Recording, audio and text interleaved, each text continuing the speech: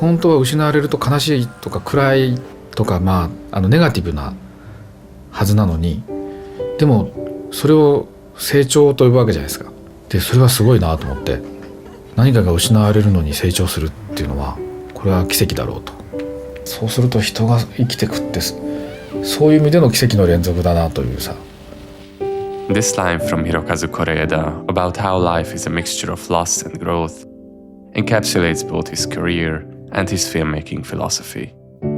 He's one of the most acclaimed Japanese directors working today, a filmmaker whose career revolves around life and death, family and memory, and the quiet behavior that reveals who we really are.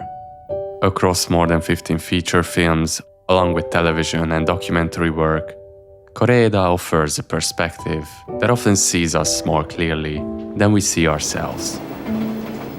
A world shaped by everyday miracles, a childhood wish, the taste of a mother's cooking, a final memory carried into the afterlife.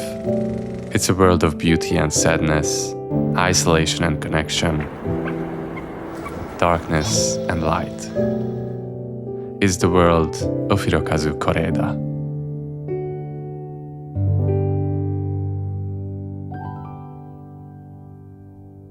In 1991, after years of working as an assistant director at a TV company, Hirokazu Kore-eda made his first of several documentaries, Lessons from a Calf. The film follows elementary school students as they raise a calf for 3 years until adulthood, and eventually say goodbye to her.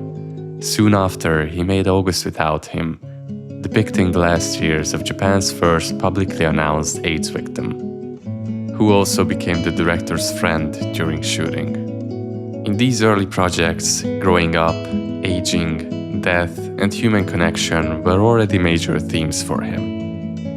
Documentaries and his genuine interest in people allowed him to always observe without judgment, no matter the subject. Whether we think of the mother who abandons her children in Nobody Knows, based on real events, members of a cult and their families in Distance, or the family of shoplifters in his Palme d'Or winner, who steal and exploit the system to survive. He has always tried to show a different side of people, especially those judged harshly by society and the media. The experience he gained from his documentaries and from meeting people across all generations helped him grow as a screenwriter and filmmaker, but perhaps even more notably, he recognized his fascination with death.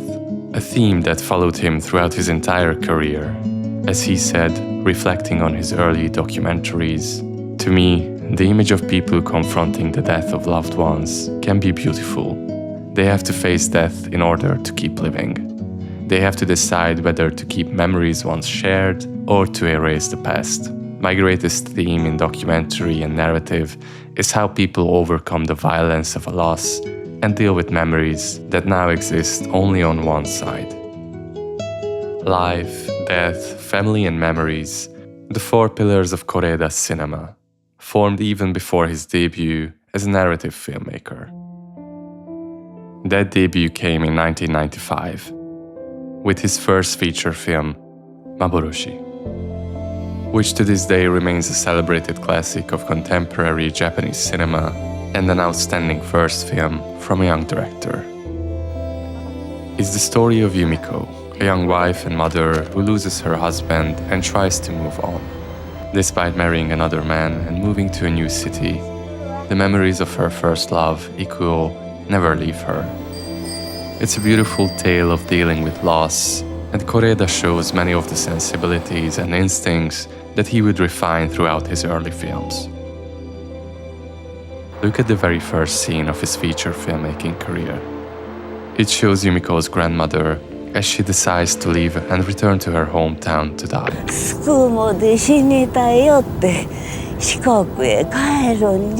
This haunting and tragic image not only marks the film itself, but also feels like an appropriate beginning for Kore-eda's long career, which continually returns to similar themes.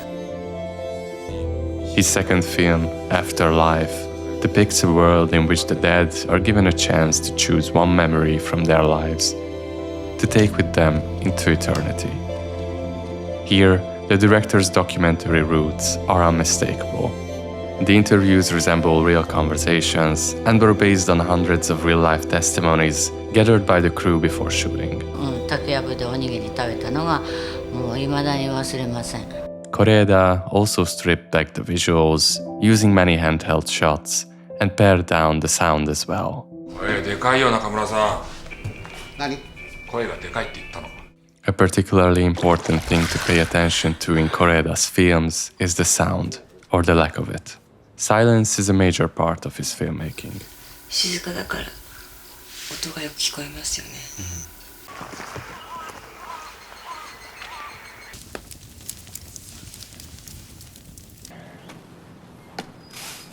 This is especially true of his early work, where even music is rare. And when music does appear, it is often diegetic. But there's another crucial part of Koreeda's soundscape. From the very start, he has used the space outside the frame just as much as the frame itself. 常にそのフレームの外側をどういうふうに利用できないかなっていうことは考えてますけどね。それはだからフィクションだけやってたら僕は多分そういう感覚にはなれなかっただろうと思いますけど。 It's something he learned during his documentary years, and something his longtime cinematographer, Yutaka Yamazaki, who shot many of his early films and hundreds of documentaries, also discussed with him. カメラマンっていうのはやっぱりフレームの中に絵を作っていくタイプのカメラマンがあるんだけど、やっぱりこのフレームっていうのはある現実の状況のあるところを切り取ったっていう外がある。 Koreeda's consciousness of the world beyond the edges of the image helped him create living, breathing spaces and characters not bound by anything superficial. For this reason, sound from beyond the frame became a fundamental part of his visual language, whether it's a heartfelt moment in the bath, a scolding from your husband, a scream, or the passing of a family member,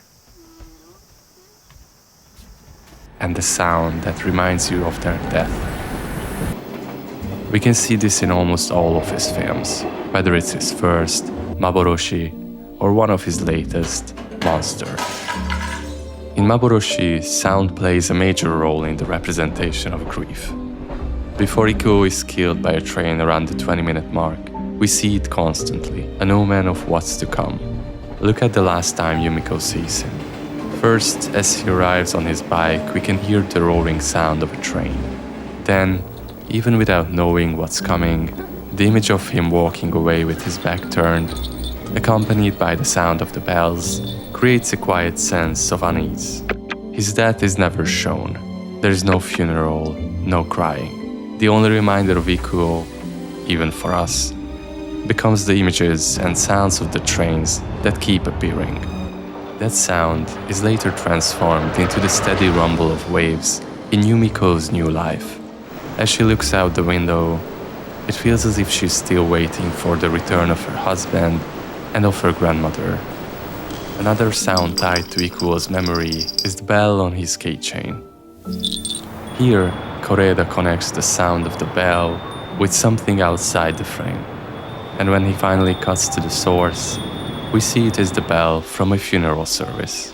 By blending these two sounds, memory and mourning, Koreeda turns the passing crowd into something almost ethereal, a moment that finally allows Yumiko to confront her pain and begin to move on. In Monster, sounds outside the frame help construct the film's fragmented narrative structure, where we see the same events from multiple perspectives. Most notable is the dissonant trumpet sound that echoes through the school. It happens 3 different times. First, the mother hears it. Then the teacher, Hori. And finally, we see Minato and the principal, who are the ones making it. As they find out, it's a symbol of the silent scream of pain, a shout into the void when you can't ask for help and no one listens. 人に言えないから嘘ついてる。誰にも言えないことはね、ふーって So when Minato's mother hears it, it's a cry for help. When the teacher hears it, it's an apology that pulls him back from the edge and opens his understanding of the boy.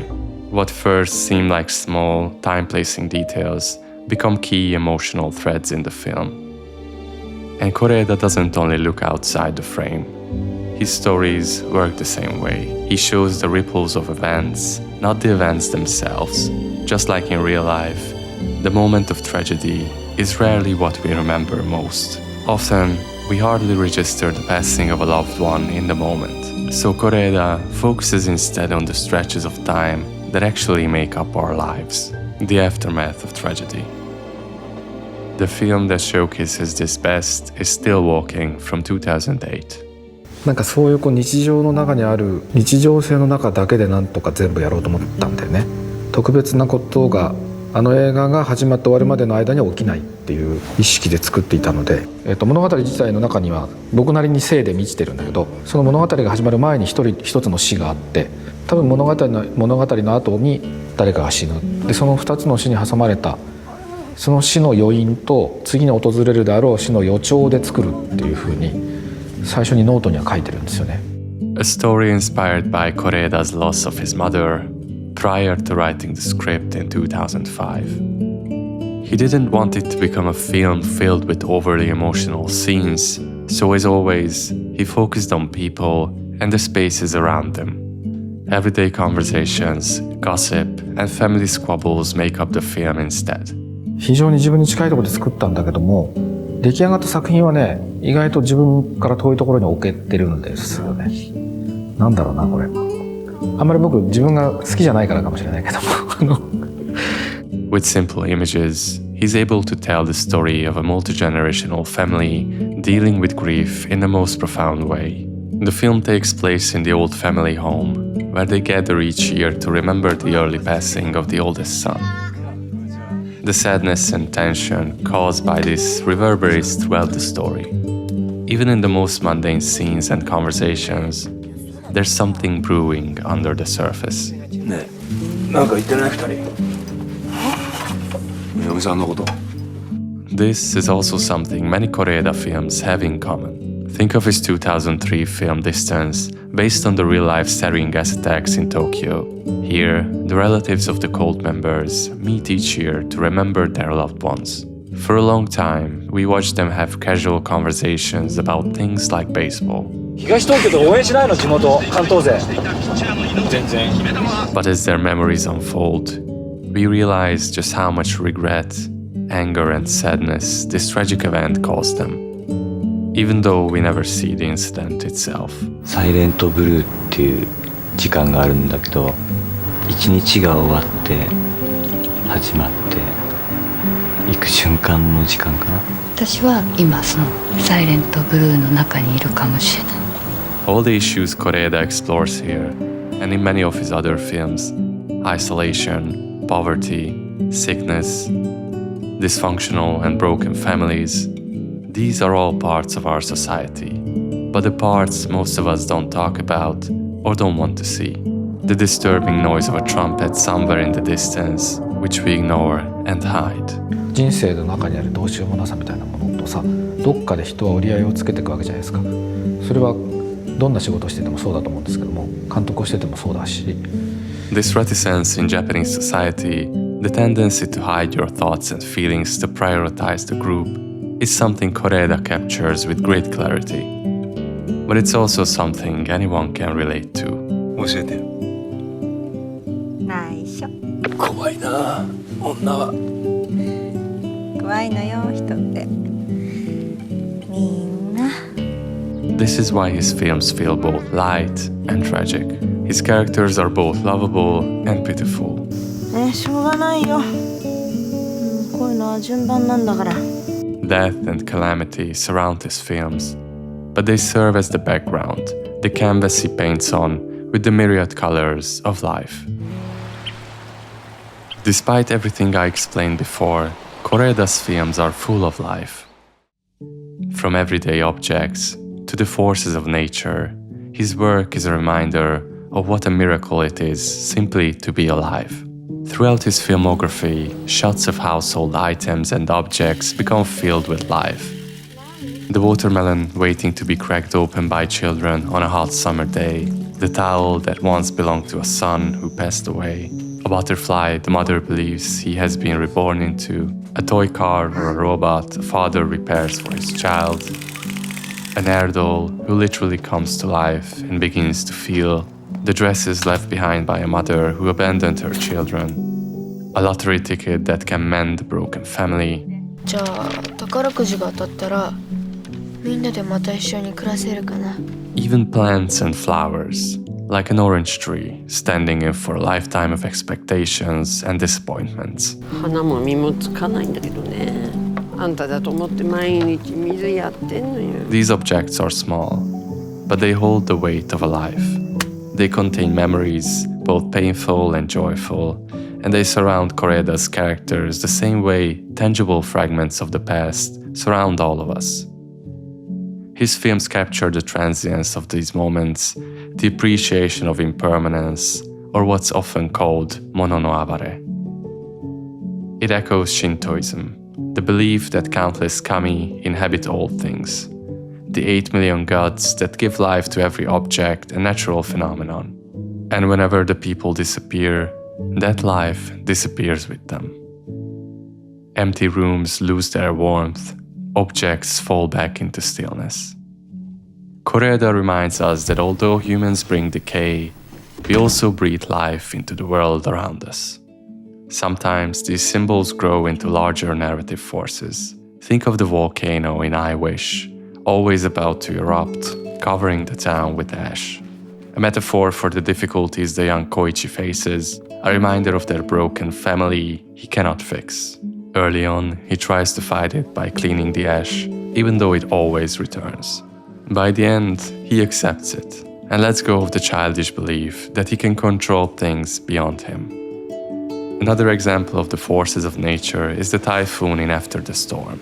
It's both a miracle that briefly brings a fractured family together and a relived memory from the father's own childhood. Trains appear in nearly all of Kore-eda's films. はい。電車が一番好き。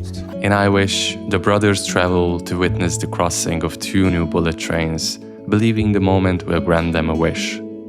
Koichi wants their parents to reunite, but his brother, Ryunosuke, is tired of all the arguments they had to witness. The moment becomes one of the most important lessons of their lives, a memory they'll never forget. Trains guide characters through transitions, from adolescence to adulthood in Our Little Sister, to the fulfillment of a promise in Nobody Knows, or toward the unspoken presence of death in Maboroshi. They always serve a purpose. Another recurring image is Kore-eda's focus on hands and feet. He once suggested to Mamoru Hosoda that these close-ups can feel more intimate than showing a character's face. They work like fragments of memory. A hand brushing your hair, the soft petals you touched as a child, the rough skin on your grandfather's fingers. In Nobody Knows, hands and feet become the emotional core of the film. They reveal the children's daily chores, their longing, their frustrations, their unspoken affection. A soft touch or a brief handhold says what dialogue never could. As Linda C. Ehrlich writes, quoting Golden Meadow, the ideas speakers express uniquely in gesture are often ideas that the speakers themselves don't even know they know.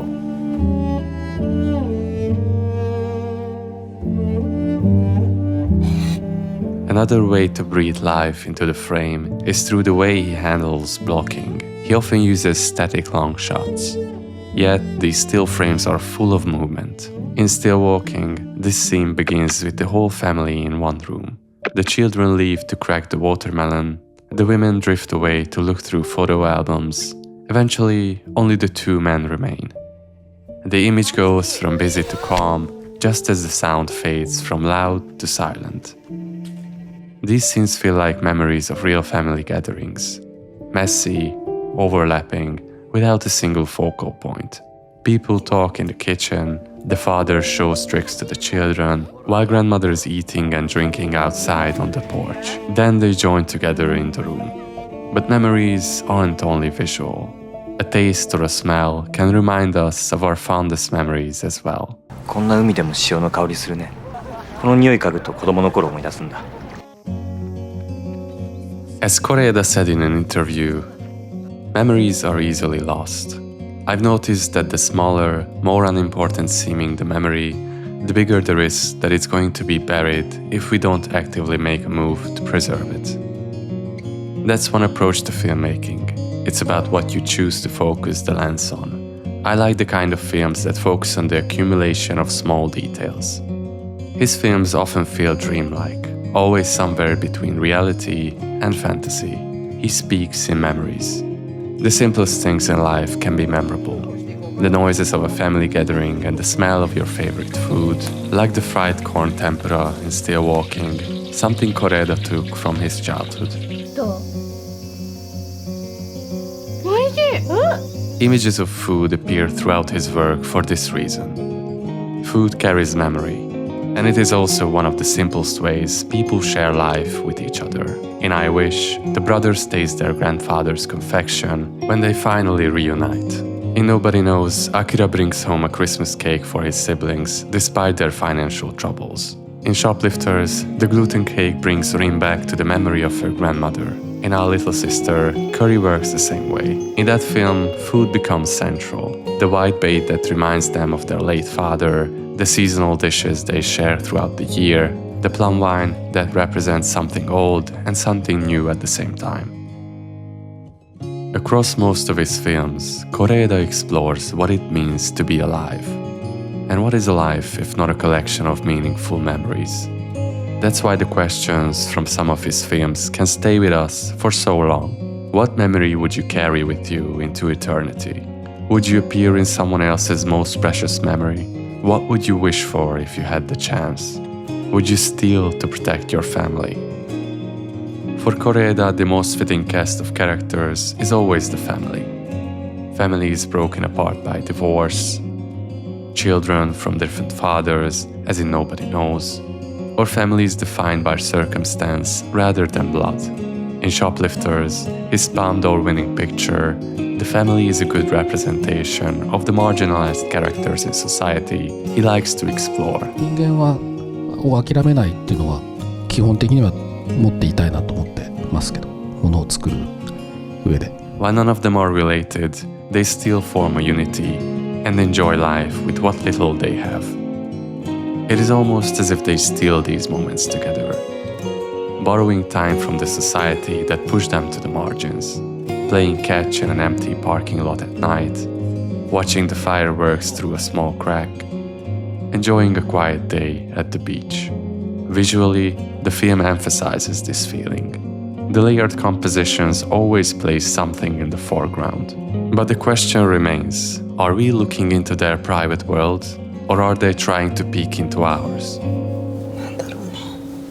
Koreeda shows that even in the most difficult circumstances, people are capable of love and tenderness.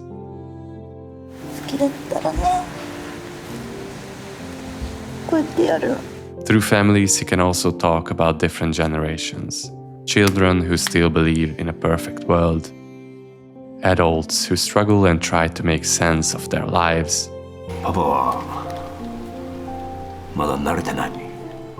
elders who have accepted reality and support those who come after them. He rarely portrays his own past directly, though Still Walking and After the Storm are exceptions. But he always imprints real life into his scripts. Sometimes he eavesdrops on his actors and writes down their conversations, as he did in Still Walking, or letting the child actors act naturally in a situation or space. He doesn't give scripts to child actors. Instead, he feeds them lines before shooting the scene in question and lets them play it out how they want to. It is no wonder he has directed some of the most remarkable child performances in recent decades, including Yagira Yuya in Nobody Knows, who became the youngest winner of Best Actor at Cannes for his role as 12-year-old Akira. Koreeda also has his own family in the form of his crew, The Koreeda Gumi. Many of the same actors return again and again. Most notably Kiki Kirin, who often plays the warm, funny, slightly cynical mother or grandmother. 私今すごくいいこと言ったでしょ And Hiroshi Abe, who has become a kind of alter ego for the director.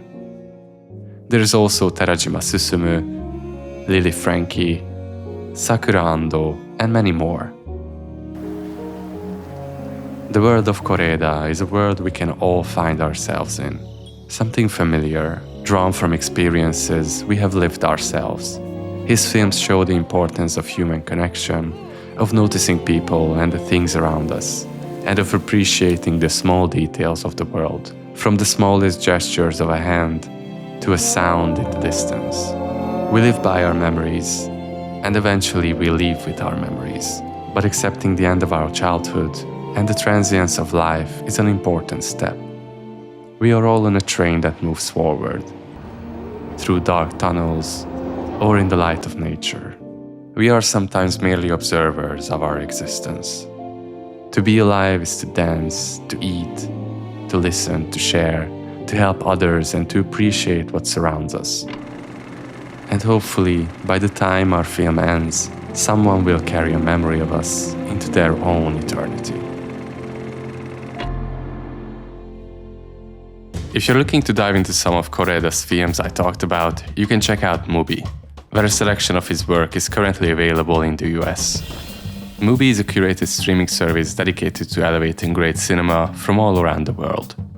From iconic directors to emerging authors, there's always something new to discover. Recently I watched Choi Hak's screwball comedy classic Shanghai Blues from 1984, which is available almost globally on Mubi. It follows two people who meet under a bridge during a Japanese air raid in 1937. They make a promise to meet again after the war, but there's one issue. They never saw each other in the dark. The film picks up 10 years later as their paths cross again, with chaotic accidents, misunderstandings, and an unlikely love triangle. It's one of the Hong Kong director's funniest and greatest films. So if you're in the mood for something light and colorful, beautifully restored in 4K, check out Shanghai Blues on Mubi.